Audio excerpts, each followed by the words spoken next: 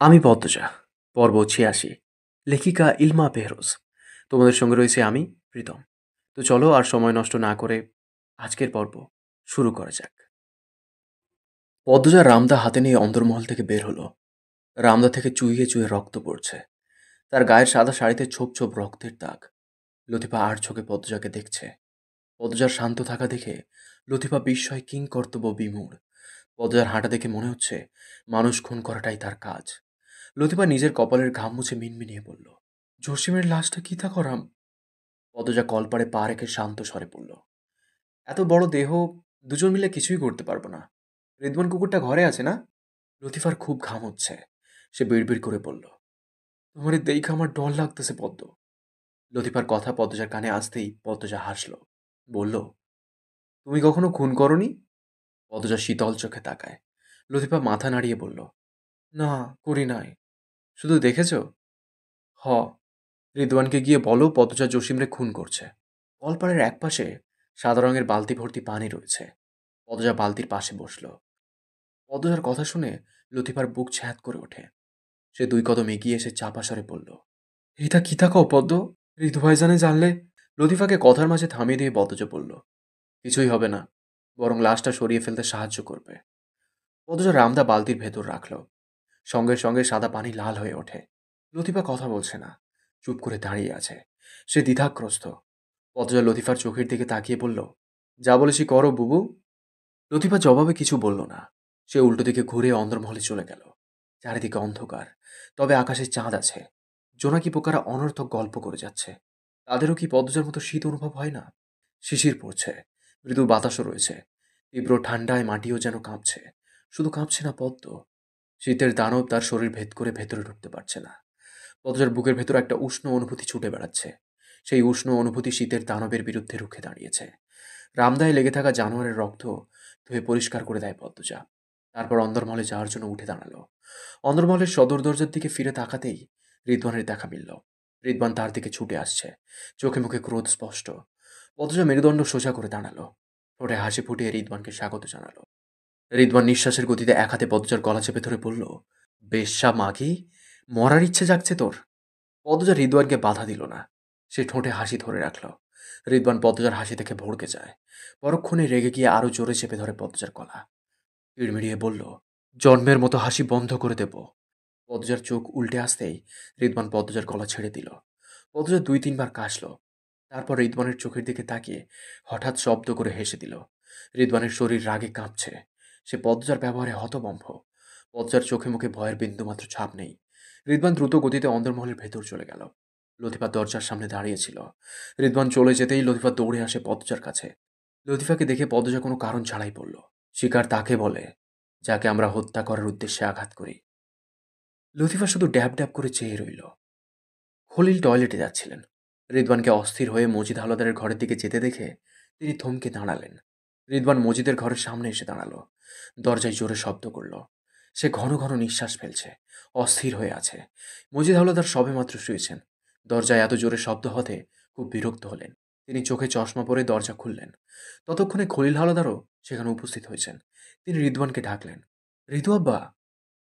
রিদওয়ান ঘাড় ঘুরিয়ে খলিলকে একবার দেখল। দরজা খোলার শব্দ হতেই সে সামনে তাকায়। মজিদ কিছু বলার পূর্বে রিদওয়ান দুই হাত ঝাঁকিয়ে মজিদকে বলল, আমার কথা তো কোনোদিন শোনেন না। পদজা কি করছে খবর রাখছেন? খলিল দুই তলায় ওঠার সিঁড়িতে তাকিয়ে বললেন, এই সিঁড়ি আবার কোন কাম করলো? মজিদ উৎসুক হয়ে রিদওয়ানের দিকে তাকালেন। রিদওয়ান এক হাত দিয়ে অন্যের হাতের তালুতে থাপ্পড় দিয়ে বলল, খুন করছে, খুন। জসিমের গলা কেটে রান্নাঘরে ফেলে রাখছে। মজিদ ও খলিল চমকালেন। রিদওয়ান গলায় জোর বাড়িয়ে বলল, খুন করেও একদম স্বাভাবিক আছে, মনে ভয় ডর নাই। রামদা হাতে নিয়ে বাইরে দাঁড়িয়ে আছে। কতটা ভয়ঙ্কর হয়ে গেছে বুঝতে পারছেন কাকা? আপনার অনুমতি নাই বলে ওই মাগিরে আমার সহ্য করতে হলো, নয়তো ওরে আমি কল পাড়েই গেথে আসতাম। মজিদ হাওলাদার কি বলবেন বুঝে উঠতে পারছেন না। আচমকা এমন একটা খবর পেয়ে তিনি অপ্রস্তুত হয়ে পড়েছেন। রিদওয়ান গলার জোর আরো বাড়ালো, পদ্মজার হাতে অস্ত্র উঠে গেছে কাকা, অস্ত্র। ওদিকে আমিরের খবর নাই। পাতাল ঘরের দরজায় নতুন তালা দিয়ে চাবি নিয়ে ভেতরে বসে আছে। খাবারও কেউ নিয়ে যায় না। নি খাবারও কেউ নিয়ে যায় না, নিতেও আসে না। ভেতরেও কি করতেছে তাও জানি না। ও নিজে মরবে, আমাদেরও মারবে। পরিস্থিতি হাতের বাইরে চলে যাচ্ছে। আমির পদ্মজা দুজনেই আমাদের জন্য হুমকি কাকা। বুঝতেছেন না কেন? আজকের ঘটনার পরও কি বুঝবেন না? সময় থাকতে আপনি দুজনের কবর খোঁড়ার অনুমতি দেন। বৃহস্পতিবার দুপুর 1:40। পূর্ণা দুপুরের নামাজ আদায় করে লাহারি ঘরের চেয়ে কিছুটা দূরে অবস্থিত গোলাপ গাছটির পাশে বসে রয়েছে। গোলাপ গাছটি তার ভীষণ প্রিয়। এই গাছটি তার মন খারাপের সঙ্গী, একাকিত্বের সঙ্গী। প্রেমা পূর্ণার পিছনে এসে দাঁড়ালো, কিন্তু পূর্ণা টের পেল না। সে অন্যমনস্ক। তার ঠোঁটে লেগে আছে মিষ্টি হাসি। প্রেমা পূর্ণার কাঁধে হাত রাখে। পূর্ণা চমকে ওঠে। প্রেমাকে দেখে বুকে 3বার থুতু দিল। তারপর বলল, ভয় দেখালি কেন? কখন ভয় দেখালাম, হ্যাঁ? প্রেমা ভ্রু কুঞ্চন করল। পূর্ণা বলল, কি দরকার বল। পূর্ণার ব্যবহার দেখে বিরক্তি ধরে গেছে প্রেমার। সে তীব্র বিরক্তি নিয়ে বলল, বড় আম্মা খেতে রাখছে, যা, আমি আসছি, আমার সাথে আসো। পূর্ণা রাগ নিয়ে বলল, যেতে বলছি যা তো। তুমি কি ভাবছিলে? মুচকি মুচকি হাসছিলে কেন? তোকে বলতে হবে? প্রেমা দৃঢ় কণ্ঠে বলল, হ্যাঁ, বলতে হবে। পূর্ণা মোড়া ছেড়ে উঠে দাঁড়ালো। বলল, তর্ক করবি না, থাপ্পড় দিয়ে দাঁত ফেলে দেবো। সব সময় ঝগড়া করো কেন? আমি করি, নাকি তুই বেয়াদবি করে আমাকে রাগাস? প্রেমা গাল ফুলিয়ে চলে যেতে নিল, তখনই পূর্ণা চট করে প্রেমাকে পিছন থেকে জড়িয়ে ধরল। প্রেমা পূর্ণাকে ধাক্কা দিয়ে সরানোর চেষ্টা করে বলল, ছাড়ো, লাগবে না আমার আদর। পূর্ণা প্রেমাকে শক্ত করে ধরে রাখে। প্রেমার কাঁধে থুতুনি রেখে আহ্লাদি স্বরে বলল, কাল তো সারা জীবনের জন্য চলেই যাব, রাগ করে না লক্ষ্মী বোন। পূর্ণার কথা শুনে প্রেমা চুপ হয়ে যায়। ঘাড় ঘুরিয়ে পূর্ণার দিকে তাকালো। অবাক হয়ে প্রশ্ন করল, কোথায় যাবা? পূর্ণা ঠোঁট কামড়ে হাসল। প্রেমা জোর করে পূর্ণার থেকে ছুটে যায়। একটু দূরত্ব রেখে দাঁড়ালো। পূর্ণা সারা জীবনের জন্য চলে যাবে শুনে প্রেমা বিচলিত হয়ে পড়ছে। সে প্রশ্ন করল, বলো, কোথায় যাবা? পূর্ণা হাত দিয়ে ঢেউয়ের মতো করে বলল, অনেক দূরে। জায়গার নাম নেই? পূর্ণা হাসল। তার চোখে মুখে খুশি উপচে পড়ছে। প্রেমার ধৈর্যের বাঁধ ভাঙার পথে। পূর্ণা বলল, বিকেলে জানতে পারবি। এখন বললে কি সমস্যা? পূর্ণা হঠাৎ চোখ মুখ কঠিন করে বলল, বেশি কথা বলিস, আমার ডাকতেছে না খেতে, চল। কিন্তু পূর্ণা প্রেমাকে ধাক্কা দিয়ে তাড়া দিল, চল চল। বারান্দায় পা রাখার পূর্বে পূর্ণা ঘাড় ঘুরিয়ে গেটের দিকে তাকালো। তার ভেতরে বাহিরে বসন্তের কোকিল কুহু কুহু করে ডাকছে। মনের বাগানে ফুটেছে শত রঙের ফুল। সেই ফুলের মিষ্টি ঘ্রাণে তলিয়ে যাচ্ছে সে। হারিয়ে যাচ্ছে বারংবার ফেলে আসা অনাকাঙ্ক্ষিত মধুর ক্ষণে। সেদিন পূর্ণা হাওলাদার বাড়ি থেকে ফিরেই মোড়ল বাড়ির উঠানে বসে পড়ে। হাঁটুতে মুখ গুজে কাটিয়ে দেয় মুহূর্তের পর মুহূর্ত। বাসন্তী অনেক বুঝিয়েছেন, যেন পূর্ণা ঘরে যায়। চারদিক ছিল কুয়াশায় ঢাকা। কুয়াশার জন্য কয়েক হাত দূরের বস্তু চোখে পড়ছিল না। এমত অবস্থায় পূর্ণা উঠোনে শিশির ভেজা মাটিতে বসেছিল। প্রেমা প্রান্ত কেউ বোঝাতে পারেনি। বাসন্তী কেঁদে বলেছেন, আমি তোর আপন মা না, এজন্য আমার কথা শুনোস না। তাতেও পূর্ণার ভাবান্তর হলো না। সে যে বসে আছে তো আছেই, পাথর হয়ে গেছে। না শীত, না বাসন্তীর কান্না, কিছুই ছুঁতে পারেনি।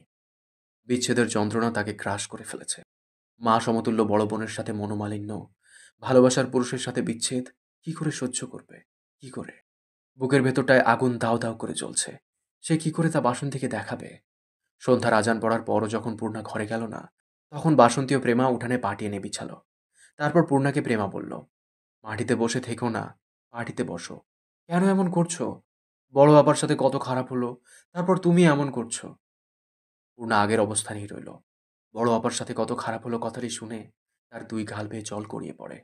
বাসন্তী এবং প্রান্ত পূর্ণাকে টেনে পাটিতে নিতে চাইলে পূর্ণা চিৎকার করে কেঁদে বলল, কি সমস্যা তোমাদের? আল্লাহর দোহাই লাগে, একটু শান্তিতে থাকতে দাও, নয়তো আমি কিছু একটা করে ফেলবো। আমি আত্মহত্যা করব। আমার আর সহ্য হচ্ছে না। পূর্ণার রুদ্র মূর্তির সামনে বেশিক্ষণ টিকে থাকার সাহস কারো হলো না। পূর্ণা যে ধাঁচের মেয়ে, সে নিজের ক্ষতি করতে দুইবার ভাববে না। বাসন্তী ঘরে এসে চাপা স্বরে কাঁদতে থাকলেন। তিনি আত্মগ্লানিতে ক্ষয় হয়ে যাচ্ছেন। না পেরেছেন পদজাকে অপবাদ থেকে বাঁচাতে, আর না পারছেন পূর্ণার কষ্ট কমাতে। সব ঘটনার জন্য তিনি নিজেকে দোষারোপ করছেন। বারবার মনে হচ্ছে, হেমলতা থাকলে এসব কিছুই হতো না। বাসন্তী মা হিসেবে নিজেকে ব্যর্থ মনে করছেন। প্রেমা বাসন্তীকে কাঁদতে দেখেও দূরে দাঁড়িয়ে রইল। তার নিজেরও বুক ভারী হয়ে আছে। গ্রামবাসী ছি চিৎকার করছে। বাড়ি বয়ে এসে যা তা বলে যাচ্ছে। বড় বোন পদ্মজার সাথে মৃত মা হেমলতাকেও তারা ছাড়ছে না। সাথে মৃদুল পূর্ণার নাম তো আছেই। কিশোরী এই ছোট মনে আর কতক্ষণ সহ্য ক্ষমতা ধরে রাখা যায়? প্রেমার চোখ দুটি ছলছল করে ওঠে। চোখের জল গড়িয়ে পড়ার আগে দ্রুত মুছে ফেলল সে। চারপাশ গাঢ় অন্ধকারে ডুবে গেছে। পূর্ণা উঠান ছেড়ে তার প্রিয় গোলাপ গাছটির পাশে এসে বসল। গাছের পাতা আলতো করে ছুঁয়ে দিতেই 2 ফোঁটা শিশির ঝরে পড়ে মাটিতে। প্রেমা পূর্ণার জন্য অপেক্ষা করতে করতে বারান্দার ঘরে ঘুমিয়ে পড়েছে। বাসন্তী বারান্দার মুখে মোড়া নিয়ে বসে আছেন। পূর্ণাকে বাইরে রেখে তিনি ঘরে থাকতে পারবেন না। নিজের অজান্তে একসময় চোখ লেগে যায়। প্রান্ত টয়লেটে যাওয়ার জন্য বের হয়েছিল। লাহারি ঘরের চারপাশ অন্ধকারে তলিয়ে গেছে দেখে সে এগিয়ে আসে। অন্ধকারের জন্য পূর্ণাকে তার চোখেই পড়ছে না। তাই সে রান্নাঘর গিয়ে একটা হারিকেন জ্বালিয়ে নিয়ে আসে। তারপর পূর্ণার পাশে এসে বলল, আপা, ঘরে চলো। পূর্ণা রুক্ষ চোখে তাকায়। কাট কাট কণ্ঠে বলল, যা এখান থেকে। তাও প্রান্ত কিছুক্ষণ দাঁড়িয়ে থাকে। এরপর পূর্ণার চেয়ে কিছুটা দূরে থাকা মুরগির খুপির ওপর হারিকেন রেখে সে চলে যায়। রাত গভীর থেকে গভীরতর হয়। পূর্ণা গোলাপ গাছটি ছেড়ে লাহারি ঘরের বারান্দায় যায়। সেখান থেকে আবার গোলাপ গাছের সামনে আসে। রাত বাড়ার সাথে কষ্টগুলো মাথাচাড়া দিয়ে উঠছে। আক্ষেপের ভারে শরীর ভার হয়ে আসছে। লাল বেনারসি পরার স্বপ্ন কি স্বপ্নই রয়ে যাবে? পায়ে আলতা দেওয়া হবে না? হবে না একটা সংসার? যে সংসারে মৃদুল হবে কর্তা, সে হবে কর্ত্রী। মৃদুল কেন তাকে বুঝল না? মৃদুল কি তাকে ভালোবাসেনি? কখনো মুখ ফুটে কেন বলেনি ভালোবাসার কথা? অসহ্য যন্ত্রণায় তার ইচ্ছে হচ্ছে নিজের চুল ছিঁড়ে ফেলতে। গা ছমছমে পরিবেশ। নিস্তব্ধতায় ঘিরে আছে চারপাশ। বৃষ্টির ফোঁটার মতো শিশির পড়ছে। লাহারি ঘরের টিনের ছাদে টুপটুপ শব্দ হচ্ছে। পূর্ণার শরীর মৃত মানুষের মতো ঠান্ডা হয়ে গেছে। মৃদু কাঁপছেও। তবুও তার ইচ্ছে হচ্ছে না ঘরে যেতে। হঠাৎ একজোড়া পায়ের শব্দ কানে এসে ধাক্কা দেয়। পূর্ণা থমকে যায়। সে টের পায় কেউ একজন তার চেয়ে কয়েক হাত দূরে এসে দাঁড়িয়েছে। পূর্ণা চট করে উঠে দাঁড়ালো। ঘাড় ঘুরিয়ে আগন্তুককে দেখে তার চোখে মুখে কোনো পরিবর্তন ঘটল না। সে অন্যদিকে ফিরে তাকালো। তারপর আবার আগন্তুকের দিকে তাকালো। না, সে সত্যি দেখছে, মৃদুল এসেছে। এই কুয়াশা জড়ানো রাত, টুপটুপ শিশির আর হারিকেনের হলুদ আলো সাক্ষী। বিধ্বস্ত বিপর্যস্ত মৃদুল ঘায়েল করা চাহনি নিয়ে তাকিয়েছিল পূর্ণার দিকে। সেই চাহনির তীর বিদ্ধে পূর্ণার বুকের স্পন্দন থেমে গিয়েছিল। থেমে গিয়েছিল শ্বাস প্রশ্বাস। চোখের পলক পড়েনি দীর্ঘক্ষণ। মৃদুল যখন অস্পষ্ট স্বরে ডাকল, পূর্ণা, তখন পূর্ণার সম্বিত ফিরল। সে আবিষ্কার করল মৃদুলের উপস্থিতি। মৃদুলের চাহনি তার মনের রাগ ক্ষোভ পানি করে দিয়েছে। এ কেমন শক্তি! তবে মৃদুলের কণ্ঠ শুনে অভিমানের পাহাড়টা যেন মজবুত হয়ে দাঁড়িয়েছে। অভিমানের ভারে পূর্ণা বাজ খায় কণ্ঠে বলল, কি চাই? মৃদুল মাথা নত করে ঠায় দাঁড়িয়ে থাকে। সে কোনো জবাব দিতে পারল না। পূর্ণা অনেকক্ষণ দাঁড়িয়ে থেকেও যখন উত্তর পেল না, তখন মৃদুলের পাশ কাটিয়ে চলে যেতে চায়। মৃদুল পথ আটকে দাঁড়ায়। তার মাথা নত। পূর্ণা বলল, কি চান আপনি? এত রাতে আমার বাড়িতে এসেছেন কেন? আপনার তো এতক্ষণে নিজের বাড়িতে থাকার কথা ছিল। মৃদুল কিছু বলতে চাইছে, কিন্তু পারছে না। গলা আটকে আসছে। সে পূর্ণার চোখের দিকে তাকালো। তার চোখে মুখে অসহায়ত্ব স্পষ্ট। পূর্ণার বুকের ভেতরটা মোচড় দিয়ে ওঠে। ফর্সা মানুষের এই এক সমস্যা, তারা কাঁদলে চোখ মুখ লাল হয়ে যায়। তখন দেখে খুব মায়া হয়। পূর্ণার গলার স্বর নরম হয়। কি বলবেন বলুন, বলে বিদায় হন। কত নির্দয়ভাবে পূর্ণা বিদায় হতে বলল। মৃদুলের মনে হলো এমন নিষ্ঠুর কথা সে আগে কখনো শোনেনি। সঙ্গে সঙ্গে মৃদুলের চোখ থেকে জল গড়িয়ে পড়ে। সে তার ভুলের ক্ষমা কি করে চাইবে বুঝতে পারছে না। সারাদিন সে অসহনীয় যন্ত্রণার মধ্যে কাটিয়েছে। হাড়ে হাড়ে টের পেয়েছে পূর্ণাকে শুধু মন নয়, তার সুখের চাবিও দিয়ে বসেছে। কখন কি করে তার এত বড় ক্ষতি হয়ে গেল সে বুঝতেও পারেনি। ভেবেছিল পূর্ণাকে এই মুখ আর দেখাবে না। কিন্তু রাতের আধার পাহাড় সম যন্ত্রণার সূচ নিয়ে যখন তার উপর ঝাঁপিয়ে পড়ে, সে আর স্থির থাকতে পারল না। উল্কার গতিতে হাওলাদার বাড়িতে গিয়ে উপস্থিত হয়। সেখানে গিয়ে দারোয়ানের কাছে জানতে পারল পূর্ণা নিজের বাড়ি চলে গিয়েছে। মৃদুল আর দেরি করেনি। কুয়াশার স্তর ভেদ করে ছুটে আসে প্রিয়তমার বাড়ি। কিন্তু এই মুহূর্তে মনের মণিকোঠায় জড়িয়ে রাখা প্রিয়তমাকে দেখে তার কথা হারিয়ে গেছে। হারিয়ে গেছে সত্তা। নিজের সত্তা হারিয়ে কাউকে ভালোবাসতে নেই, এ ক্ষতি কখনো পূরণ হয় না। কিন্তু প্রেমিক মন কি আর এত কিছু বোঝে? মৃদুলের চোখে পানি দেখে পূর্ণার গলা জড়িয়ে আসে।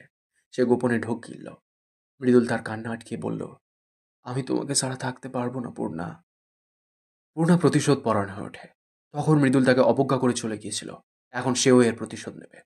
পূর্ণা বলল, কিন্তু আমি আপনাকে চাই না। আমার সাথে যাকে মানায় না, আমি তার ধারে কাছেও থাকতে চাই না। পূর্ণার উচ্চারিত এক একটা শব্দ মৃদুলের বুক ছিঁড়ে ফুটো করে দেয়। সে পূর্ণার দিকে এক পা বাড়িয়ে বলল, আমি তখন বুঝি নাই, আমি রাগ সামলাইতে পারি নাই। মৃদুলের কথার ধরন এলোমেলো। সে ভীষণ অস্থির। সে যেন নিজের মধ্যে নেই। পূর্ণা এত সহজে নরম হওয়ার পাত্রী নয়। সে তার তেজ ঊর্ধ্বে রেখে বলল, কৈফিয়ত দেওয়ার জন্য কষ্ট করে কালো মেয়ের কাছে আসতে গেলেন কেন? রাতের কালো আধারে কালো মেয়েটাকে কি দেখা যাচ্ছে? মৃদুল কি বলবে কি করবে বুঝতে পারছে না। আচমকা সে পূর্ণার কোমর জড়িয়ে ধরে হাঁটু কেড়ে বসে পড়ল। ঝরঝর করে কেঁদে ফেলল। হঠাৎ যেন পাহাড়ের শক্ত মাটির দেয়াল ভেঙে ঝর্ণাধারার বাঁধ ভেঙে গেল। পূর্ণার পায়ের তলার মাটি শিরশির করে ওঠে। মাথা চক্কর দিয়ে ওঠে। সর্বাঙ্গে ঠান্ডা স্রোত বয়ে যায়। যেন মাথার উপর বরফের পাহাড় ধসে পড়ছে। মৃদুল কান্নামাখা স্বরে বলল, আমি কখন এমন হইয়া গেলাম পূর্ণা? তুমি আমারে কোন নদীতে নিয়ে ঝাঁপ দিলা? নদীর একুলো পাই না, ওকুলো পাই না। তুমি হাত ছাইড়া দিলেই মরণ। ধইরা রাখো আমারে। মৃদুলের আকুল আবেদন শুনে পূর্ণার বুকের পাঁজর ব্যথায় টনটন করে ওঠে। তার অভিমানের পাহাড় মুহূর্তে ধসে যায়। মৃদুল কখন তাকে এত ভালোবেসে ফেলল? এই জাদু কখন হলো? এভাবে কোনো প্রেমিক কাঁদতে পারে? পূর্ণা মৃদুলের সামনে বসল। তার চোখ দুটি আবারও জলে পূর্ণ হয়ে ওঠে। সে মৃদুলের এক হাত শক্ত করে ধরে। মৃদুল বলল, পূর্ণা, আমি আর কোনোদিন এমন করতাম না। কোনোদিন না। এইবারের মতো মাফ কইরা দেও।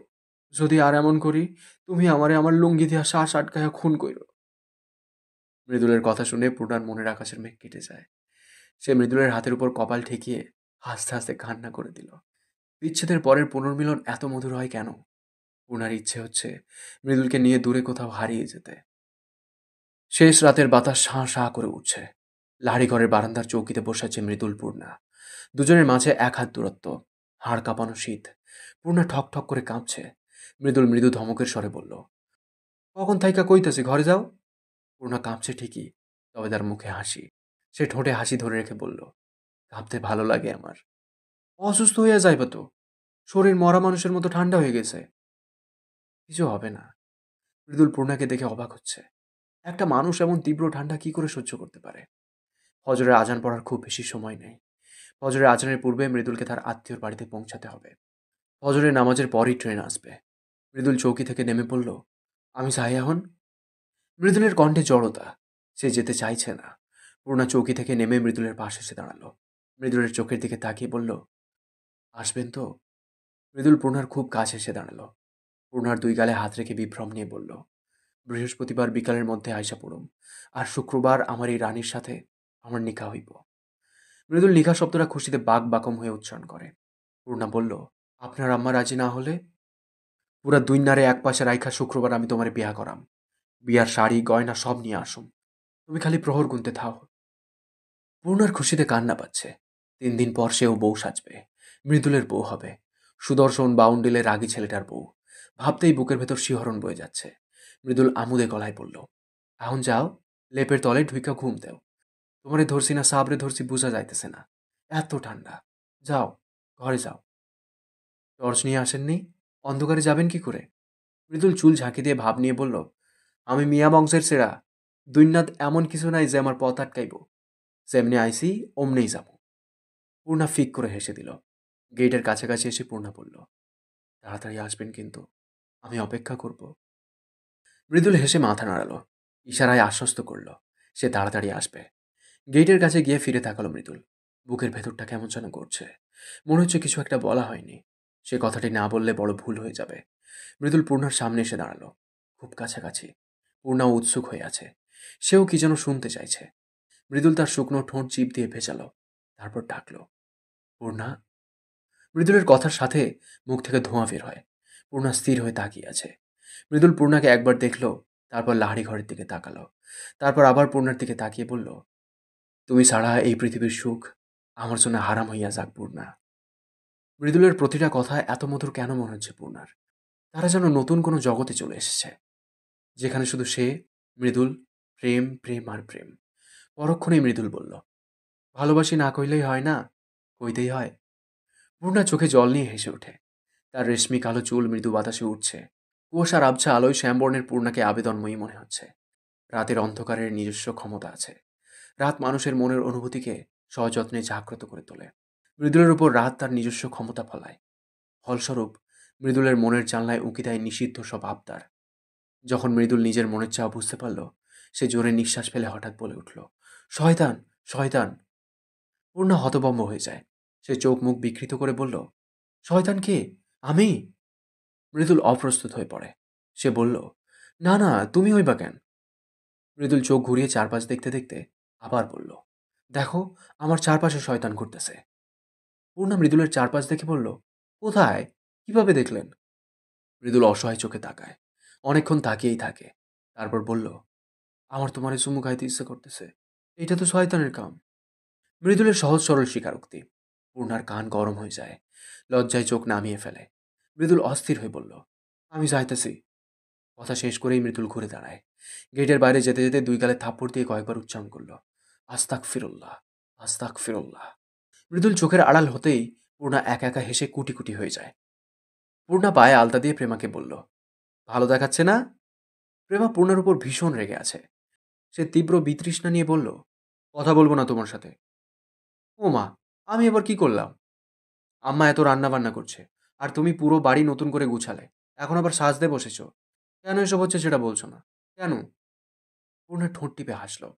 2 ডজন লাল কাচের চুড়ি 2 হাতে পরে বলল, আমি কি আর কখনো সাজিনি? এবার আলাদা মনে হচ্ছে। সেটা তোর দোষ। বাবা, বলো না। বিরক্ত করবি না তো। প্রেমা রাগে রাগে গটগট শব্দ তুলে সোজা রান্নাঘরে চলে গেল। এখন সে বাসন্তীকে চাপ দিয়ে সব জেনে নেবে। প্রেমাকে রাগাতে পূর্ণার বেশ লাগে। সে নিজের পায়ের দিকে তাকিয়ে মৃদু হাসল। মৃদুল পূর্ণার আলতা দেওয়া পা খুব পছন্দ করে। যতবার পূর্ণা আলতা দিয়েছে, মৃদুল ততবার প্রশংসা করেছে। পূর্ণার নিজেকে প্রজাপতি মনে হচ্ছে। মুক্ত বিহঙ্গের মতো উড়ে বেড়াতে ইচ্ছে করছে। চোখ বুজলেই সেদিনের রাতটা ধরা দেয় ছবির মতো। মৃদুল চলে যাওয়ার পরদিন সকালে উঠেই পূর্ণা পদ্মজার কাছে গিয়েছিল। দুই বোনের মনোমালিন্য শেষ হয়েছে। পূর্ণার মুখে সব শুনে পদ্মজা ভীষণ খুশি হয়েছে। মাঝে একদিনের বেশি সময় চলে গেল। পদ্মজার সাথে পূর্ণার দেখা হয়নি। তাই পূর্ণা সিদ্ধান্ত নেয় সে এখন হাওলাদার বাড়িতে যাবে। মৃদুলের জন্য অপেক্ষা করার সময়টা খুব বেশি দীর্ঘ মনে হচ্ছে। ওই বাড়িতে গেলে সময়টা কেটে যাবে, আর ফিরেই দেখবে মৃদুল চলে এসেছে। তাছাড়া আমিরের সাথে পূর্ণা সাক্ষাৎ করতে চায়। পদ্মজার অনিশ্চিত জীবনটা গুছিয়ে দেওয়ার কোনো পথ আছে নাকি খুঁজতে হবে। পূর্ণা মাথায় ঘোমটা টেনে নিল।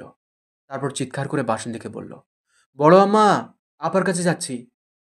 রান্নাঘর থেকে বাসন্তীর জবাব আসে, যাস না এখন। কিন্তু চঞ্চল পূর্ণা কি কারো কথা শোনার মেয়ে? সে দৌড়ে পালাতে চায়। গেটের কাছে এসেই হোঁচট খেয়ে পড়ে যায়। বড়ই কাঁটা পড়েছিল। সেই কাঁটা তেড়ছেভাবে পূর্ণার হাতে প্রবেশ করে। কিঞ্চিত রক্ত বেরিয়ে আসে। তাতেও দমবার পাত্রী নয় সে। কাঁটা বের করে দ্রুত মোড়ল বাড়ি ছাড়ল। বেশ কিছুক্ষণ হাঁটার পর পূর্ণার মনটা হঠাৎ করে বিতৃষ্ণায় ভরে ওঠে। সে ঘাড় ঘুরিয়ে মোড়ল বাড়ির দিকে তাকালো। গাছগাছালির ফাঁক ফোকর দিয়ে তাদের ঘরের ছাদ দেখা যাচ্ছে। এতক্ষণ শুনলে আমি পদ্মজ উপন্যাসের ৮৬তম পর্ব। কেমন লেগেছে কমেন্ট করে জানিও। তোমাদের একটা কমেন্ট আমাকে প্রচুর মোটিভেট করে। পরবর্তী পর্বগুলো খুব শীঘ্রই চলে আসবে এই চ্যানেলেই। তাই চ্যানেলটাকে সাবস্ক্রাইব করে রেখো। দেখা হচ্ছে খুব তাড়াতাড়ি। ততক্ষণ সুস্থ থেকো, ভালো থেকো। Thank you.